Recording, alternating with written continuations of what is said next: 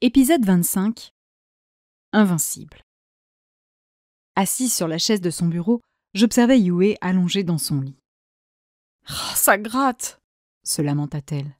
« Tu dois pas gratter, ça va laisser des marques. »« Mais ça me démange !»« Je sais, mais il faut éviter de toucher. »« J'aimerais bien t'y voir, toi !» Je ne répondis pas, consciente qu'aucun mot ne la soulagerait et qu'il valait mieux la fermer. La pauvre faisait la version carabinée, son visage était couvert de pustules. Il était midi et j'aurais mis ma main à couper qu'elle avait 2 fois plus de boutons que lorsque j'étais arrivée à 10h. « Putain, j'en ai dans la gorge et des aftes plein la bouche et ça me gratte dans la culotte. C'est ignoble !» se désespéra-t-elle. « Je sais, Yue, c'est dur la varicelle. Quand Ben a fait la sienne, il n'arrêtait pas de... »« Oui, je sais. Quand ton petit frère l'a faite, il pleurait beaucoup, ton père me l'a déjà raconté. C'est bon, je la connais l'histoire. » me rembarra-t-elle. Je levai discrètement les yeux au ciel. Yue, de base, c'était un concept. Yue malade, c'était encore autre chose. Mais alors Yue avec la varicelle? Je quittai ma chaise et allai récupérer le verre vide posé sur sa table de nuit. « Tu veux boire quelque chose ?»« Non, j'ai pas soif. » Je reposai le verre là où je venais de le prendre. Moi qui espérais profiter de ce prétexte pour filer en cuisine souffler 1 minute. « C'est étonnant que tu n'aies pas fait la varicelle quand t'étais petite, » dis-je pour faire la conversation. « Ouais, c'est bizarre, ouais, » s'agaça-t-elle. « Je l'ai jamais eu et je me la chope comme ça, sortie de nulle part. Je suis certaine que c'est un de ces sales moutards qui était au restaurant la semaine dernière qui me l'a refilé. » « Au moins, tu l'auras eu une bonne fois pour toutes. » Yue me jeta un regard noir. « C'est pas drôle. » »« J'ai jamais dit que ça l'était. » Elle souffla. C'était tellement la honte quand on a débarqué aux urgences avec mes parents. « Ah oui ? Quand les boutons ont commencé à sortir, on a paniqué. On a cru que je faisais une réaction allergique, quelque chose de grave. Jamais on n'a pensé à la varicelle. Les médecins riaient à moitié. En même temps, la varicelle à 20 ans, c'est pas commun. « Non, tu crois ?» Je ris nerveusement. Ouais, par contre, va falloir ralentir sur les petites piques sarcastiques et les commentaires ironiques. Yue soupira. « Désolée, mais je me sens tellement mal. Si tu savais à quel point c'est horrible. Ça me gratte jusqu'aux cheveux, » gémit-elle en se frictionnant le crâne. « Tu veux prendre une douche tiède ? J'en ai déjà pris une avant que t'arrives. »« Oh, ok. Tu veux que je t'étale de la crème ? » ?»« Non, je veux pas qu'on me touche. » Je regardais ailleurs. « Bon. Ça te dit un film ?» Elle secoua la tête. Je soupirai en me laissant retomber assise sur la chaise. Je n'avais plus d'idée, là. « Je suis désolée, Daphné, » dit soudain Yue. Le ton solennel me surprit. « Désolée de... pour Shanghai ?» Je ne comprenais pas. « Pourquoi ? C'est dans 6 jours. Tu seras remise, non ? » La varicelle, c'est minimum 2 semaines, et les compagnies aériennes refusent d'embarquer les personnes avec des vésicules. « Hein ? Mais c'est stupide, tu n'es même plus contagieuse !» En même temps, je vais pas te mentir, je me vois pas endurer 11 heures d'avion dans cet état. Je fus prise d'une vague d'effroi en imaginant le voyage dans ces conditions. Je veux pas ça, et ça me gratte, et j'ai mal, et ouin. Oh ouais, bordel, moi non plus. Quoi ? Non, mais ce que je veux dire, c'est que moi non plus, je t'imagine pas supporter le voyage, me rattrapai-je grossièrement. Assise, coincée dans un espace clos aussi longtemps, c'est pas évident. Ouais, maugréa-t-elle, pas dupe. Elle ferma les yeux en expirant. La pauvre semblait souffrir le martyre. Je suis désolée parce que j'ai conscience que tu vas perdre l'argent de mon billet d'avion et que je ne pourrai jamais te rembourser une place de business. C'est pas grave, Yue, on s'en fiche. Ce qui compte, c'est que tu guérisses vite, d'accord ? Elle se mordit la lèvre. Mais du coup, t'as réfléchi ? À propos de Shanghai, tu vas y aller ou pas ? Ah, je sais pas. Pour être honnête, j'avais pas réalisé que tu pourrais pas venir. D'accord. Il y eut un silence. Tu penses t'y rendre sans moi ? Je me grattai la nuque, prise au dépourvu. C'est vrai que je me réjouissais d'y aller avec toi et que ça m'attriste sincèrement que ce ne soit pas possible, mais... Alors reporte ! Implora-t-elle en bondissant assise dans son lit. Je la fixai, les yeux écarquillés. Décalé ? Mais enfin, le mois prochain, ce sera terminé, j'aurai plus de boutons. Et Wen sera toujours à Shanghai. Tu décales toutes nos réservations et on part avec 3 semaines de retard. Mais le mois prochain, ça court, non ? Pas grave, je sèche. Et j'ai la préparation du tournage de la pub pour Hermès. Après alors? Après, j'ai le tournage du spot en Andalousie. En juillet, j'aurai probablement le Comic-Con, en août, le read-through. Il y aura certainement le doublage en septembre pour le film et le jeu vidéo qui sort à Noël. Et dès le mois de novembre, je suis censée reprendre le tournage à Bray. Ouais, en clair, tu veux pas repousser, quoi, bougonna-t-elle en croisant les 2 bras sur sa poitrine. Je ris doucement. Enfin, Yue, je sais que la situation est difficile pour toi, mais j'avais pas choisi ces dates au hasard. Et puis, même si je décale, on ne me remboursera au mieux qu'une partie de ce que ça m'a coûté. Tu t'en fous, t'as les moyens. Mais c'est pas la question, m'agaçai-je. Je n'aimais pas trop cette façon de penser. Yue se laissa retomber allongée dans son lit, le regard rivé au mur adjacent, loin du mien. Elle boudait. Je baissai les épaules en l'observant. La pauvre était fiévreuse, toute croûteuse pour au moins 2 semaines. Ses vacances de printemps étaient officiellement gâchées. Je devais me montrer compréhensive. Écoute, je vais y réfléchir, d'accord? Elle se tourna vers moi, un sourire radieux aux lèvres. Oh, merci, Daphné. Merci. Et j'ai pas dit que je décalais. J'ai dit que j'allais essayer de voir ce que je pouvais trouver comme solution. Je sais, mais merci. Ce voyage, c'est tellement important pour moi. Tu n'imagines même pas. Pour moi aussi, c'est important, reconnus-je. Et un peu plus que ce qu'elle pensait. Je consultai l'heure sur mon portable et constatai que j'avais reçu un message 15 minutes plus tôt. De Cléa. Je viens de voir tes messages. Souhaite bon courage à Yue de ma part. Je rentre chez moi, là. Je t'appelle quand j'ai plus mal à la tête. Je pinçai les lèvres pour m'empêcher de sourire franchement.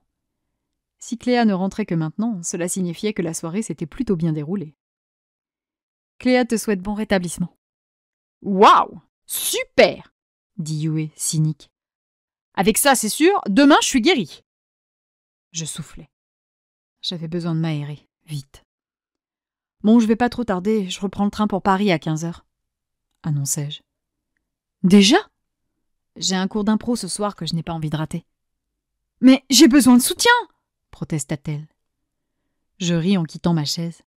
Yue, je t'adore, hein, mais c'est la varicelle. Y a rien à faire de plus qu'attendre que ça passe. Sa bouche se déforma en une petite moue tristounette. Ouais, le temps va me paraître long sans toi. Oh, Yuyu, je t'appellerai régulièrement, d'accord? Elle retrouva un semblant de sourire. Ok, merci Daphné. Tu me tiens au courant pour ta décision à propos de Shanghai, hein? Je sentis ma gorge se serrer.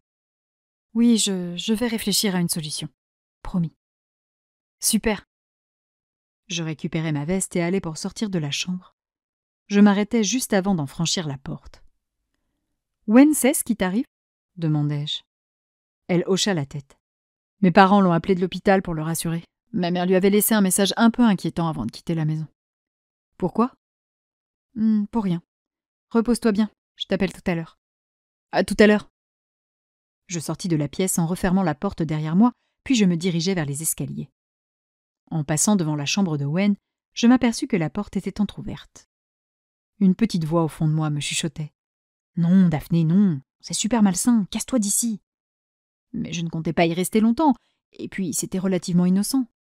Je voulais juste connaître son univers, je n'irais pas renifler ses caleçons. Je secouai la tête, horrifié par mes propres pensées. D'où sortait cette idée répugnante?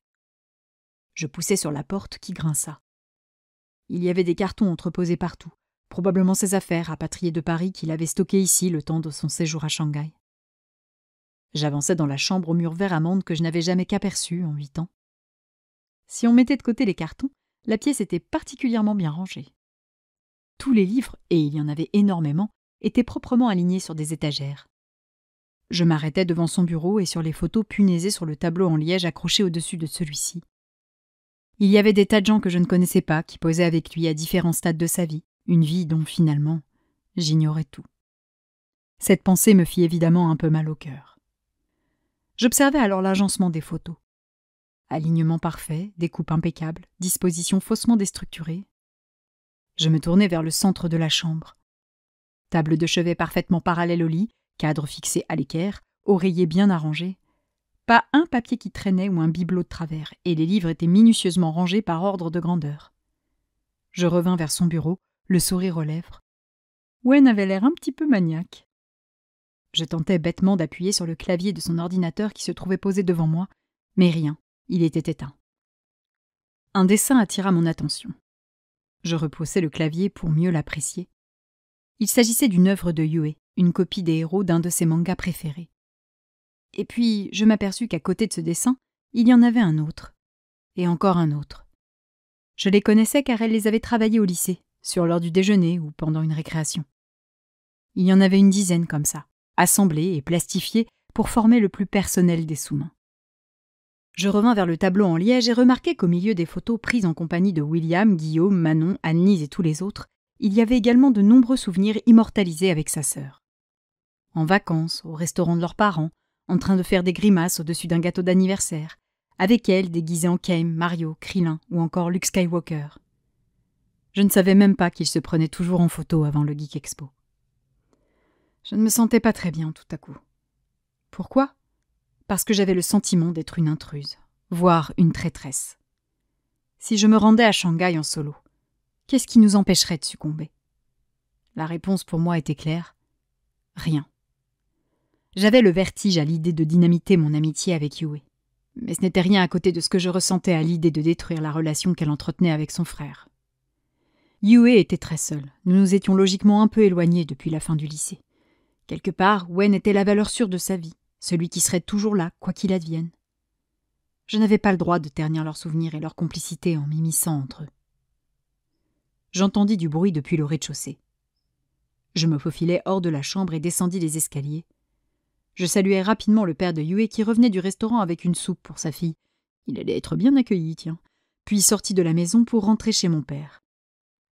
Ce dernier travaillait le jeudi, mais pas question de passer par Château-Giroux sans aller embrasser Élodie et Ben. En quelques minutes, j'étais chez moi. J'utilisais mes clés pour entrer. « C'est moi !» lançai-je bien fort en franchissant la porte afin de rassurer Élodie qui était probablement couchée à l'étage, sa grossesse étant loin d'être une partie de plaisir. Je tombais nez à nez avec mon père qui sortait de la cuisine affublé d'un tablier et de gants en vinyle rose. « Alors, comment va Yue ?» me demanda-t-il, visiblement inquiet. « Papa, mais tu bosses pas le jeudi ?»« Si, mais uniquement le matin. J'ai échangé une classe en début d'année avec un collègue pour...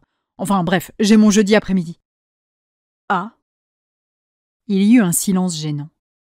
Officiellement, mon père me faisait toujours la gueule à cause de mes photos. Il se frotta la nuque en regardant ses pieds. « Alors, Yue, ça va ?»« Oh, eh bien, c'est Yue, hein. Elle gémit, elle pleure et elle bougonne non-stop. »« Oui, elle n'a pas un caractère facile. » »« Non, même si je dois bien reconnaître qu'elle a vraiment l'air de souffrir. » Mon père fit la grimace. « Ah, la varicelle, ce n'est pas une partie de plaisir, c'est sûr. »« Oui, c'est sûr, » approuvai-je. Il y eut un nouveau flottement. « Enfin, bref, » soupirai-je pour rompre le silence.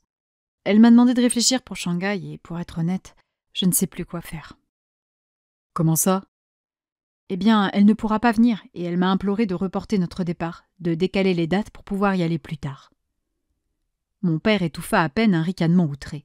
« C'est très égoïste de sa part de te demander ça. »« Oui, un peu, » reconnus-je du bout des lèvres. Ce voyage compte énormément pour elle. Mais je ne peux pas décaler.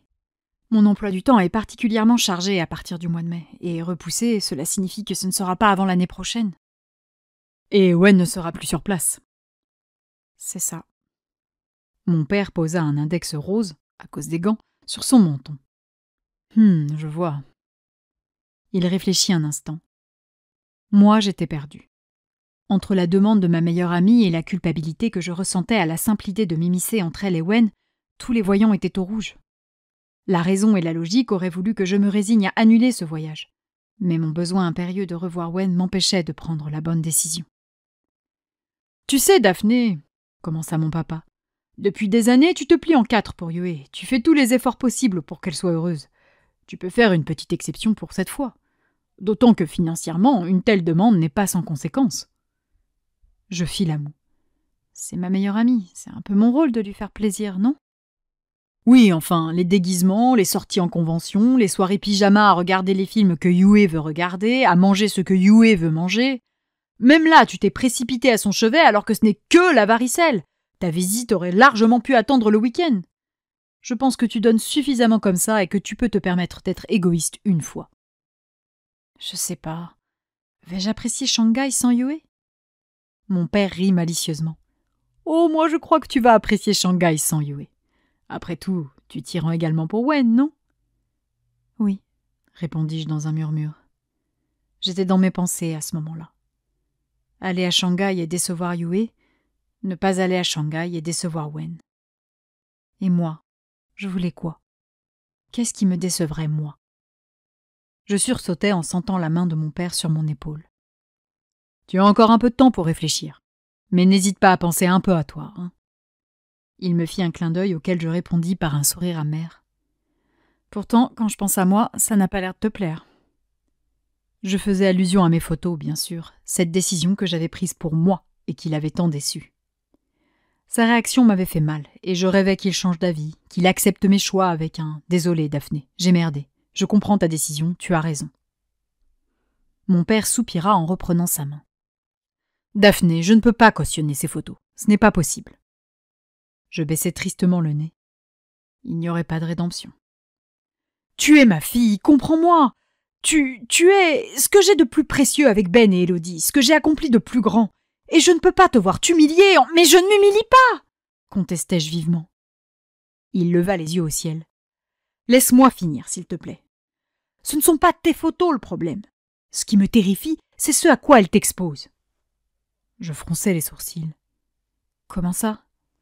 Les commentaires, les regards, les tarés qui vont avoir envie de te faire des trucs horribles. Ce qui m'inquiète dans ces photos, c'est l'image qu'elles te donnent et les dangers auxquels elles t'exposent. Les dangers des critiques, des pensées perverses, des réalisateurs qui pourraient se dire que tu te déshabilles facilement. Je ne suis pas en colère contre toi, je suis juste terrorisée par les conséquences de tels clichés sur ta vie personnelle et professionnelle. » Je le fixais en clignant des yeux, surprise. Mon père n'avait pas conscience de ce que je subissais déjà. « Papa, depuis que j'ai intégré Eishi, des gens avec des idées perverses, il y en a partout. Il y avait des montages ignobles avec ma tête qui circulaient sur le net dès le lendemain de l'annonce officielle de ma participation au film. » Mon père vira blanc caché d'aspirine. « Quoi ? Ils ont osé ? » Et si tu savais ce qu'endurent Alejandra et Summer ? Ces photos, c'était m'approprier mon image, tu vois. Au moins, il s'agit de mon corps que j'ai mis en scène comme j'en avais envie. Enfin, à peu près. Mon papa soupira en se passant les deux mains sur le visage, avant de grimacer de dégoût en réalisant qu'il portait ses gants de vaisselle. Son attitude me fit rire. « Je me sens tellement loin de toi désormais, c'est terrible, je ne comprends rien. Je sais que j'ai raison, et en même temps, je me sens complètement en tort, » m'avoua-t-il dérouté. « Oh, mon papa !» dis-je en le prenant dans mes bras. Il m'accueillit sans hésiter. Nous restâmes un instant dans les bras l'un de l'autre, à nous réconcilier. « Je peux être honnête avec toi ?» me glissa-t-il tout bas. « Oui » répondis-je, un peu inquiète. Il lui fallut un long moment pour trouver le courage de parler. « Tu es magnifique. » « Sur les photos ?» Il se contenta de hocher la tête. Je souris en le serrant plus fort contre moi, les larmes aux yeux. « Si tu savais ce que ça compte pour moi de t'entendre dire ça. » Il soupira. « Mais la prochaine fois, qu'il s'agisse de photos ou d'une scène d'intimité, ou même si tu apparais nu dans un film, préviens-moi, d'accord ? Mon cœur de vieux père doit être préparé au choc. » Je ris en m'éloignant. « D'accord, je te préviendrai. » Il me couvait du regard, un mélange de fierté et d'admiration. C'était le moment. « Papa, je voudrais te parler de quelque chose. » Sa mâchoire tomba. « Quoi ? Déjà ? C'est du porno, c'est ça ?» s'affola-t-il. « On t'a proposé une grosse somme ? Réfléchis bien, Daphné, l'argent n'achète pas tout. Crois-moi, il faut que... » Je levai la main pour l'interrompre. « Rien à voir avec ça. C'est... J'aimerais vous aider. » Il fronça les sourcils. « Nous aider ? Mais nous n'avons pas besoin d'aide, voyons. » « Je gagne pas mal d'argent et j'aimerais vous en faire profiter un peu. J'avais pensé au crédit de la maison, mais je te connais et je sais que... » « Quoi ? Ah non, non, non, non, non. Il en est absolument hors de question. Garde tes sous. Tu travailles dur pour les gagner, il n'y a aucune raison que ce ne soit pas toi qui en profites. Fais des voyages et achète-toi des robes ou du maquillage. » Je levai un sourcil. « Des robes ou du maquillage ? T'es sérieux ? » Il s'était perdu dans son argumentation, là. « Oui, bah, ce que tu veux, mais des trucs pour toi, d'accord ? Je soupirai. Je savais qu'il serait difficile de le convaincre. Alors laisse-moi offrir un cadeau à Élodie, Ben et le bébé. Il me jeta un regard méfiant, sentant bien l'entourloupe. Quel genre de cadeau? Je souris fièrement en croisant les 2 bras sur ma poitrine. Une voiture neuve pour leur permettre de voyager en toute sécurité. Il secoua la tête. Pas question. Ma Peugeot roule encore très bien. Elle a 12 ans. Justement, elle a 12 ans. Elle a fait ses preuves. Papa, s'il te plaît. Non. Ne m'oblige pas à aller oublier ma frustration dans le porno. Quoi? Tu me fais du chantage? À moi, ton père? Je ris en l'attrapant par le cou. Je serais si malheureuse si tu me disais non, et on en fait des bêtises quand on est malheureux. Il me jeta un regard désapprobateur. Ma fille, tu as changé. Je ne t'ai pas élevée comme ça. Je l'embrassai sur la joue. On ira voir le concessionnaire lorsque je reviendrai vous aider d'ici 3 semaines, d'accord? Mouais, maugréa-t-il. On avisera. Tu manges avec nous ce midi? Je fais steak frites pour éviter de me battre avec Ben qui est dans une période de sélection alimentaire intense. Je hochai la tête, ravi. Avec joie. Je déjeunai donc en compagnie d'Élodie, mon père et Ben, retrouvant les plaisirs d'un repas en famille, moi qui vivais désormais toute seule à Paris. Je proposai même de raccompagner mon petit frère à l'école, et quand il m'embrassa sur la joue en me glissant « J'ai hâte que tu reviennes à la maison », j'en eus bêtement les larmes aux yeux. À mon retour, mon papa offrit de me ramener à Rennes pour prendre mon train. J'acceptai avec plaisir. Le trajet jusqu'à Rennes fut l'occasion de discuter de mes cours et de mes projets, de mon nouvel appartement dont j'avais signé l'acquisition 2 semaines plus tôt, mais également de voitures. Lorsque je refermai la porte de la vieille Peugeot de mon papa devant la gare de Rennes, nous nous étions mis d'accord sur une familiale de chez Toyota sans option. J'aurais préféré lui offrir un modèle plus luxueux, mais il était coriace. Je ne désespérais pas de reprendre les négociations plus tard. Alors que j'attendais mon train qui avait un peu de retard, j'eus le plaisir de recevoir un message de Summer. De Summer. 9,5 sur 10. Les Français savent définitivement recevoir. Je ris à la lecture de son message. Entre celui-ci et celui de Cléa, nul doute que la nuit avait été torride. J'arrivai gare Montparnasse vers 17h30 et, prise d'une flemme monumentale à l'idée de supporter les transports en commun, je commandai un chauffeur. Le temps de traverser la ville très embouteillée, il était 18h40 lorsque je franchis la porte de mon appartement. Je passai rapidement sous la douche et me changeai afin d'être présentable pour le cours d'impro de ce soir. Je frictionnai mes cheveux avec une serviette quand la sonnerie de mon téléphone se mit à carillonner. Affolé, je courus de la salle de bain jusqu'à ma chambre où j'avais abandonné l'appareil un peu plus tôt. Mon cœur se calma tout net lorsque j'aperçus le nom de mon correspondant, Cléa. Je décrochai. « Salut la libertine !» lançai-je joyeusement. « Ah, gueule pas comme ça, pitié !» Je ris. La margarita aurait-elle fait des dégâts? Oula, si c'était que la margarita. Raconte. Enfin, pas trop en détail, mais raconte un peu quand même. La pressai-je en me laissant tomber assise sur mon lit. Elle souffla. Alors, par où commencer? Bah déjà, Karim nous a lâchés en arrivant à l'hôtel.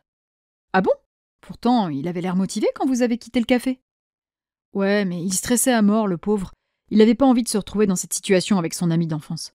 Summer a bien essayé de le retenir en lui proposant de faire chacun son tour, un mec dans la salle de bain et un autre dans la chambre et les filles qui alternent, mais il a refusé. Donc le quatuor s'est transformé en trio. C'est ça. Une fois Karim hors jeu, on est monté avec Summer. T'aurais vu l'hôtel, complètement dingue. Mais l'ambiance était un peu retombée pour Gilles et moi, donc Summer nous a invités à prendre ce qu'on voulait dans le mini-bar. Et c'est là que ça se gâte? Et c'est là que ça se gâte, en effet, reconnut-elle. La vodka, le whisky, la tequila, la bière et le vin. Je t'explique pas le mélange, mais bon, ça nous a permis de nous détendre. On s'est donc retrouvés dans la baignoire jacuzzi pour... Enfin, t'as pigé? Je gloussais. J'ai compris, oui. Et alors, bilan? Ça t'a plu? Bah... Elle s'arrêta là. Bah? M'étonnai-je. Tu passes une soirée dans une suite de palaces parisiens à faire des cochonneries avec une actrice célèbre et un pote, et tout ce que tu trouves à dire pour résumer la soirée, c'est bah? Le problème, c'est qu'à 3, c'est vachement compliqué, en fait. Faut faire gaffe à pas exclure un membre du groupe, et si Summer arrivait à nous porter autant d'attention l'un à l'autre, moi j'avais tendance à me concentrer sur une seule personne. En l'occurrence, Summer. Et Gilles faisait pareil. Puis t'as du mal à tout comprendre, à profiter pleinement de toutes les sensations. Parfois, tu sais même plus qui est en train de te caresser. Je fis une grimace de dégoût. Étonnamment, ça ne m'attirait pas du tout. Mais je voulais mettre ça sur le compte de mes complexes dans l'intimité plutôt que sur une quelconque fermeture d'esprit. Moi, si je pouvais avoir Wen en vrai, ça me suffisait. Même si après tant de temps passé à le désirer, je risquais de perdre tous mes moyens s'il me disait oui. Virginité épisode 2, le retour. Je me mordis la lèvre, prise d'une vague de chaleur en nous imaginant tous les deux. Ouais, non, il me mettait dans un état. Ce n'était plus le feu au cœur, c'était le feu au... plus bas, quoi. Du coup, c'était nul ? Supposai-je. Pas nul, mais pas aussi bon que ce que j'espérais. Le gros problème, c'est qu'une fois qu'on a dessoulé, il a fallu que Gilles et moi on se regarde dans les yeux. Et là, je te raconte pas l'horreur. Comment ça ? Eh ben, il m'a quand même vu à poil en train de me faire... Non mais c'est bon, pas de détails, j'ai dit. Et de mon côté, je l'ai vu en train de se faire... J'ai dit pas de détails ! Elle rit. De base, Gilles, c'était pas quelqu'un qui m'attirait, et jamais je me serais imaginé coucher avec lui. C'était vraiment un bon pote, un peu comme Tim et toi. Je vois le genre. Le vrai ami. C'est ça. Et le matin, c'était trop bizarre. Du coup, j'ai filé un peu vite, les laissant Summer et lui faire la visite du Louvre. Enfin, si tu veux mon avis, ils sont pas allés voir la Joconde. Connaissant Summer et vu le message que j'ai reçu tout à l'heure, c'est très probable, en effet. Elle t'a envoyé un message ? Paniqua Cléa. Ah, Summer n'a aucun complexe sur sa sexualité. Compte sur elle pour me faire un rapport détaillé la prochaine fois qu'on se croisera. Oh la honte ! Sa réaction m'amusa. Allez, c'était l'expérience d'une fois. Au moins, t'as osé, tu l'as fait. C'est pas faux. Au fond, je suis heureuse d'avoir accepté la proposition, parce que maintenant, je sais que ce que je veux, c'est une vraie relation avec de la complicité et de l'intimité. Un truc à deux, et c'est tout. Je soupirais, le regard perdu dans le vague. Je comprends parfaitement. J'imaginais nos baisers langoureux, ces caresses, les mots doux, le plaisir. Et toi alors, raconte, t'as vu Yue ? Je secouai la tête pour remettre mes pensées en ordre. Oui, elle a des boutons et râle parce qu'elle a mal. Oh bordel, j'ai jamais été aussi contente d'être loin de Château-Giroux. Cléa, la houspillai-je. Attends, Yue est toujours en train de se plaindre. Alors avec un prétexte officiel pour le faire, je n'ose pas imaginer ce que ça donne. Ouais, elle est un peu sur les nerfs, c'est sûr. Surtout qu'elle ne pourra pas se rendre à Shanghai. Ah merde, elle sera pas rétablie ?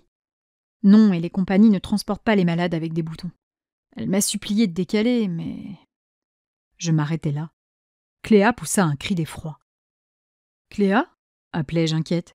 « Il ne faut pas que t'y ailles ! Jamais !» Je me renfrognai. C'était un peu trop directif à mon goût. Ouais, enfin, j'ai payé tout de même. « Mais si toi et Wen vous retrouvez à deux, ça va forcément ! Vous allez ! Et ça va... Non, tu dois pas y aller, Daphné. Annule !» Je me mordis la lèvre. Franchement, je ne voulais pas annuler. Je sais, Cléa, mais en même temps... Elle soupira. Ouais, en même temps, t'as envie d'y aller, normal. Yue Wen. Yue Wen. Yue Wen. Je plissai les yeux dans un gémissement désespéré. Je sais plus quoi faire. T'as eu Wen ? Non, je l'ai pas encore eu. Il faut que tu lui parles. Lui, il va te dire tout de suite oui ou non. C'est pas le genre à tourner 2 ans autour du pot. Et puis, il est logique, il trouvera la meilleure solution. Je fis la grimace, pas tout à fait d'accord avec Cléa sur le côté direct de Wen. Je commençais à penser que je le connaissais un peu mieux qu'elle, et bien sûr, cette idée me ravit.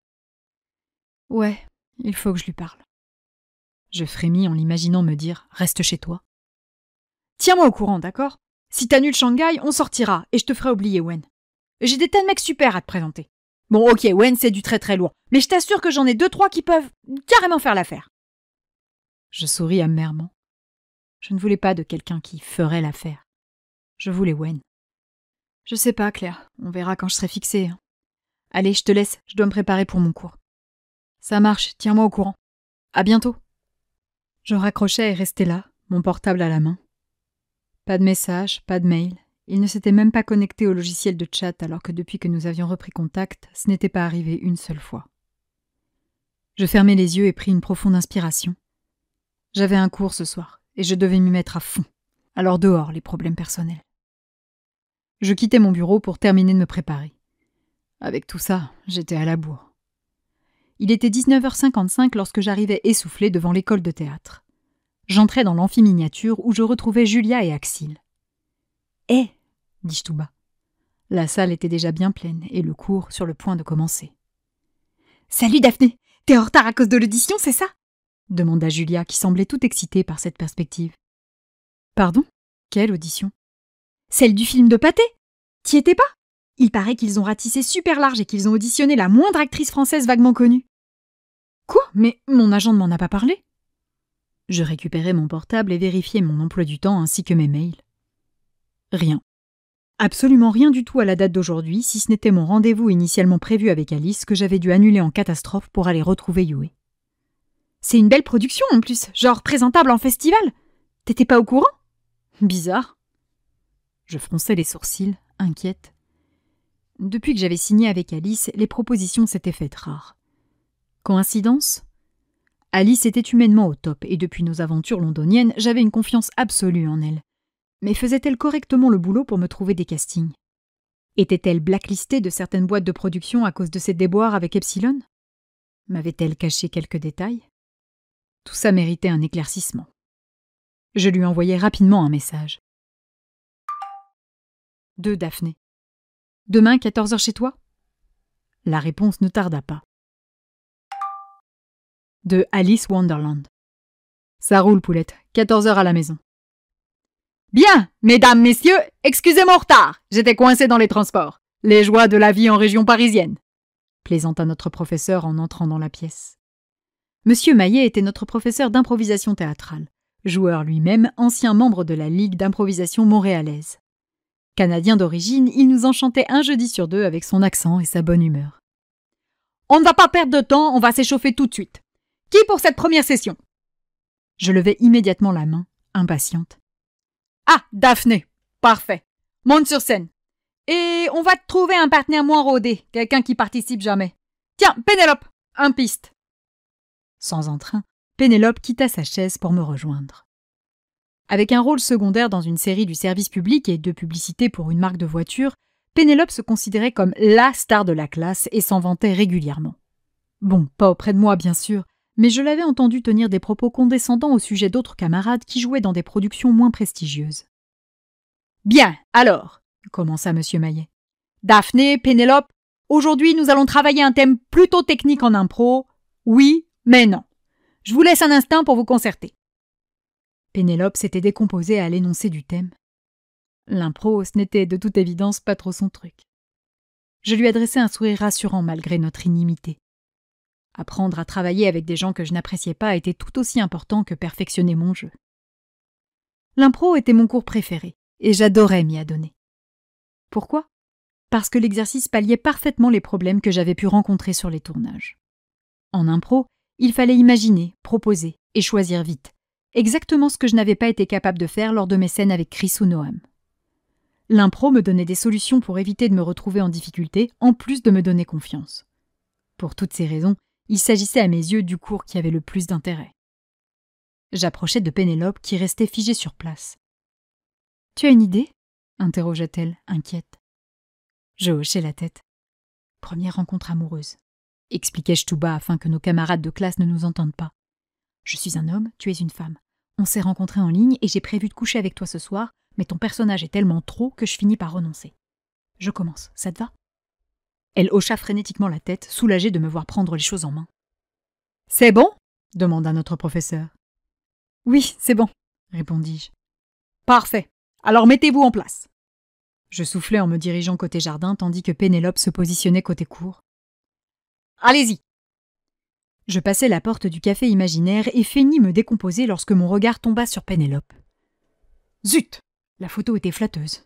constatai-je en me tournant vers le public. Mes camarades rirent.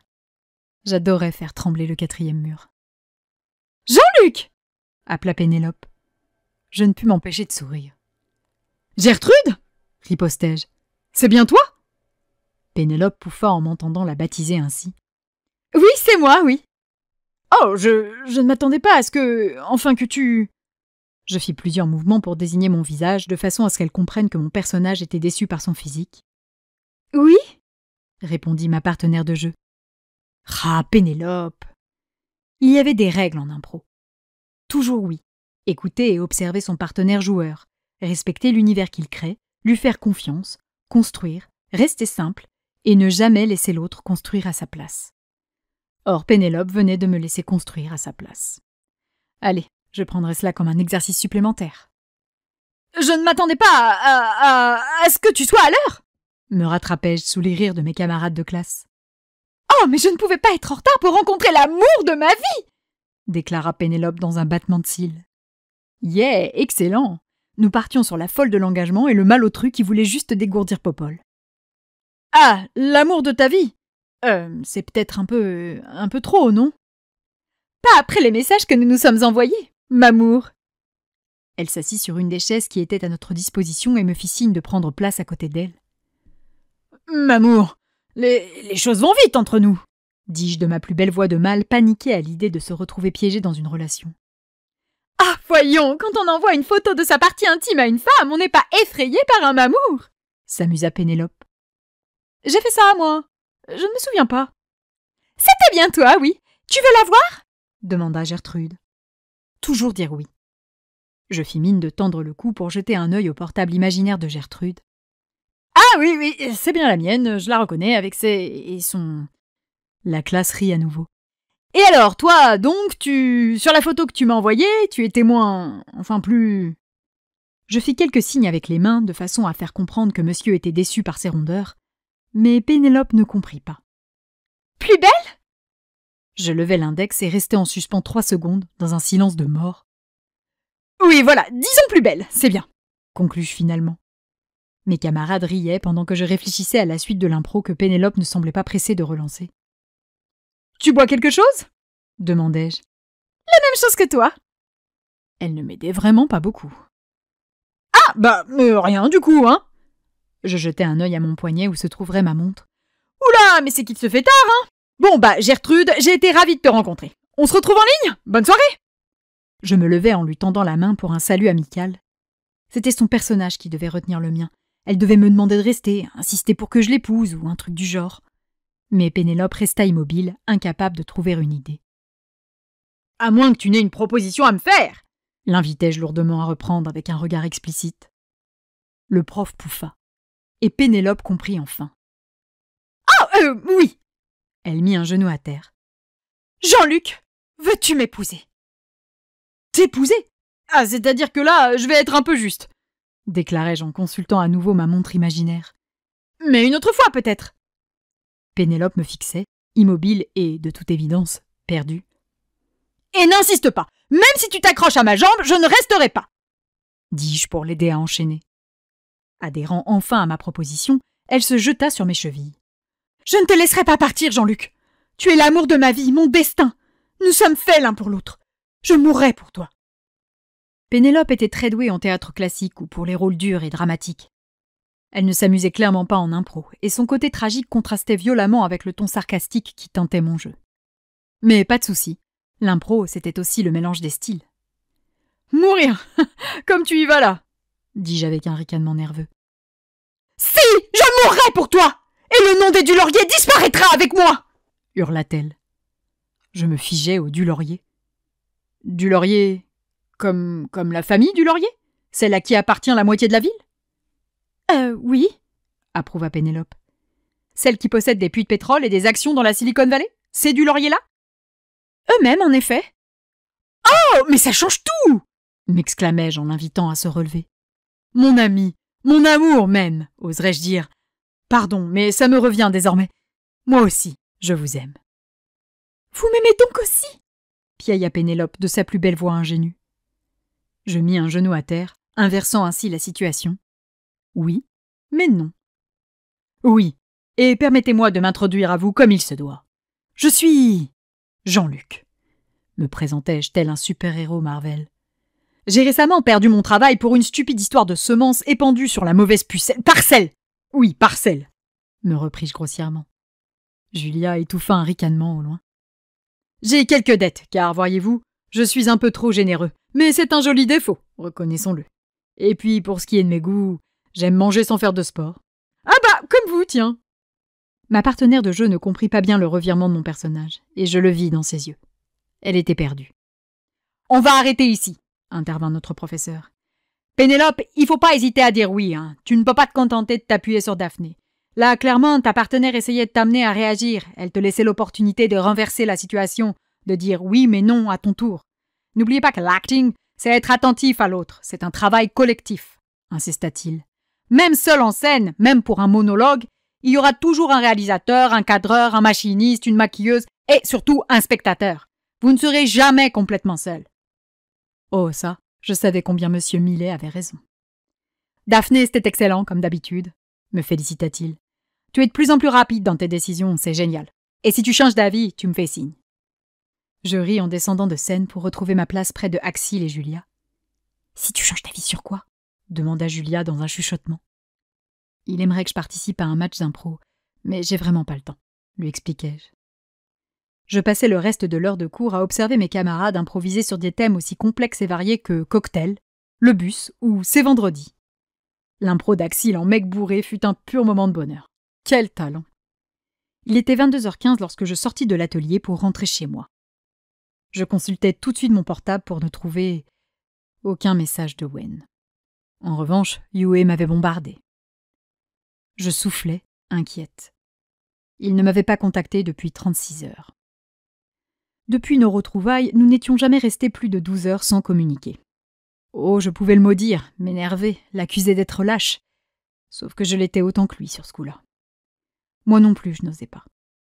Je n'osais pas lui dire que je voulais aller à Shanghai sans Yue. Lui et moi, seuls, loin des complications, comment ne pas avoir envie de sauter dans l'avion?